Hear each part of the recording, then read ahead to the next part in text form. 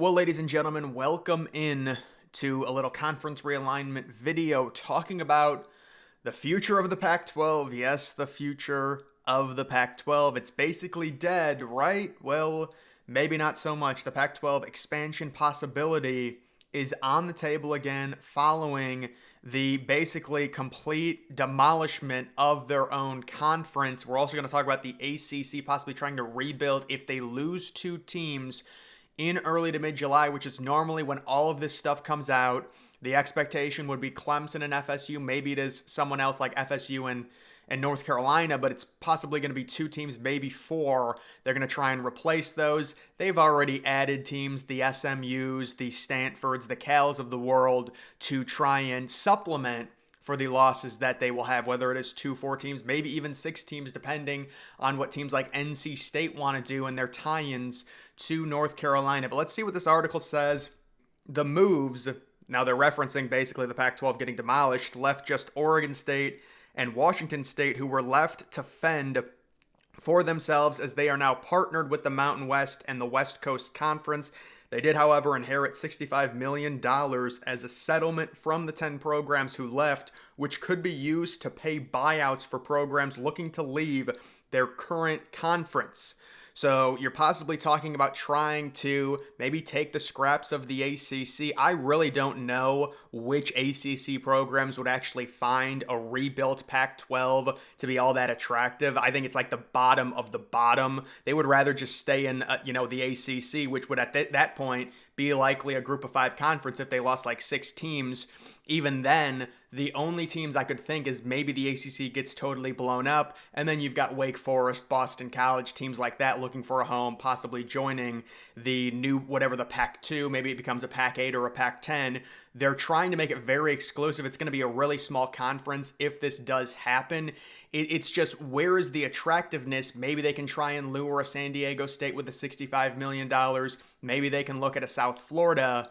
But it is kind of hard to put this together when it comes to the Pac-12 even surviving. And in this article, it also talks about the brand recognition of the Pac-12, which I just think is ridiculous. They're using that as kind of an argument as to why teams from other conferences would want to join the Pac-12. The brand is just reliant on the teams that are in the conference. It really doesn't matter that it's still technically the Pac-12, and it's a great brand. It's a former Power 5 conference that had national champions, all this, that, and the other. That really doesn't matter at this point, considering where the conference is at. The conference, the value of it is based off of the teams, not based off of the brand name. Nobody cares about the Pac-12 if they supplement these losses by trying to rebuild and add really bad teams, lower level teams. It's just completely inconsequential, in my opinion. The brand is not going to get them a crazy good TV deal. It's based on the teams, their success, their fan base, their ratings. All of that plays into it. You can see if it does come to a Pac-12 rebuild, I expect the 2-member conference to keep things on the lean side, and that makes total sense. They're not going to want to. It's already going to be a bad TV deal if they're able to get like an 8 or a 10 team conference, but the more the conference expands, that's more mouths to feed. You're going to have to disperse that money, evenly, you would think, throughout, and they would lose more and more in terms of their cut if they add more and more teams, because you'd have to give more and more teams money. They're talking about 8 or 9 total members. I would imagine they'd like to go with an even number, although who knows nowadays when it comes to realignment. And then it talks about the timeline for this potentially to happen, saying the Pac-12 has until the summer of 2026 to reach the 8-school mark, which marks the end of their 2-year grace period. Yes, they do have a 2-year grace period where they can exist no matter what. They get 2 years to try and refill the league, basically, which is pretty crazy to think about. But according to this article, it seems like the timeline is really going to force Oregon State, Washington State to really struggle to get to that 8 teams unless the ACC really implodes. And also, you would very likely be taking a bunch of Mountain West teams and bringing them to the Pac-12 and just, it's the Mountain West 2.0. That's what it would be. And they could try and get like, the San Diego State, possibly Boise State would be kind of a fun team to get in like an 8-team conference.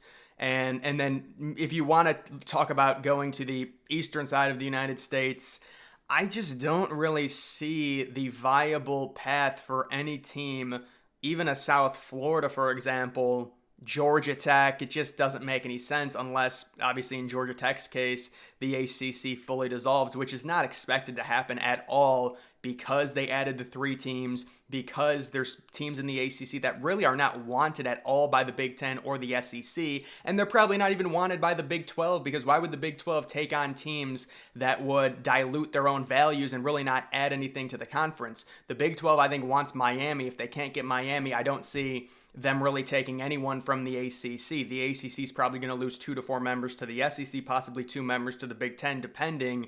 If everything works out great for them, they might only lose 2 members in total and try and replace those teams. And you can see this article talks about 2 teams that the ACC can add for expansion. Obviously, likely if they lose 2 to 4 teams, they'd be replacing them with UConn. That was the first team they mentioned, UConn, which for basketball, it's great. For football, it's terrible. I mean, UConn right now in independent football is just awful. Their basketball program's amazing. They've won 2 straight national titles.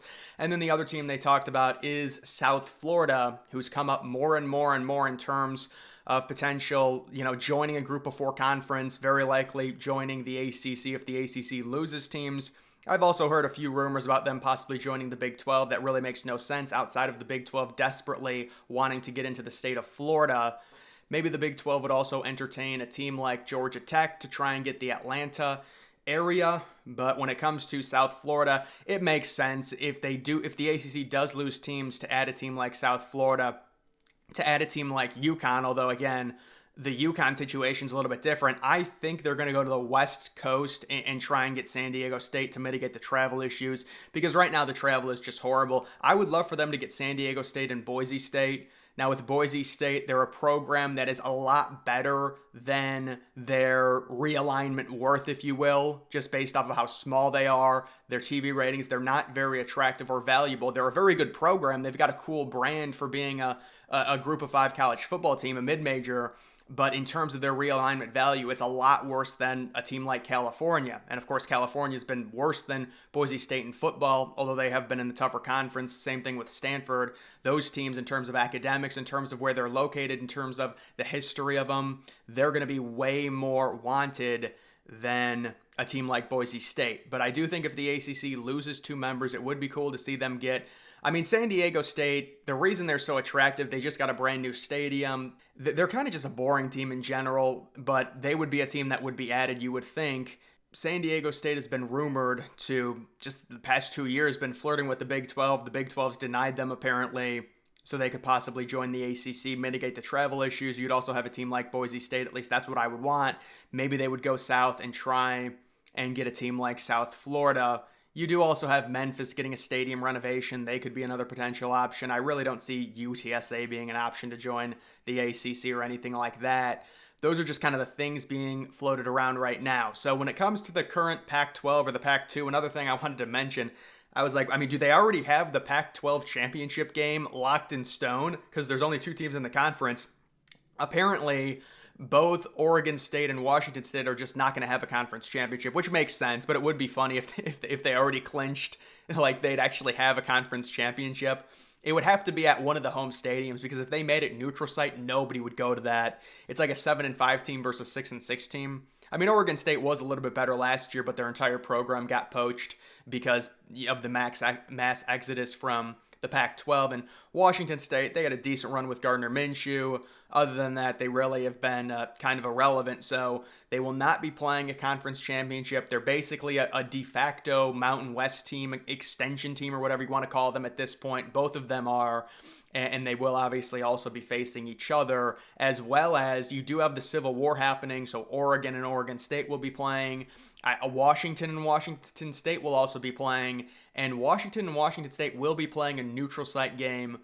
I don't know if the Civil War is going to be a neutral site game, but I know the Washington State-Washington Apple Cup game will be played at Lumen Field, which will be pretty cool, but that is just the current situation in terms of kind of the dynamics of the Pac-12 possibly existing. Seems very unlikely. It's just based off of potential brand recognition, but a lot of those teams are just not going to want to take the chance to join another conference when they already have guaranteed money and they already have strength in numbers. You're joining a lot smaller of a conference. If you are Washington State and Oregon State, you can say, well, we've got $65 million and we have the potential idea of kind of an elite level conference in terms of it being very small, so you could attract teams because the shares would be bigger if you only have an 8 or a 9 team conference like it's being rumored. That's the angle you would take in trying to lure some of these teams from 12, 14 team conferences. They could potentially make more because they'd get a bigger share even if the overall TV number is less than their conference that they're currently in. But either way, guys, that is going to do it for this video. Make sure you follow me on X. Link to that's always in the description.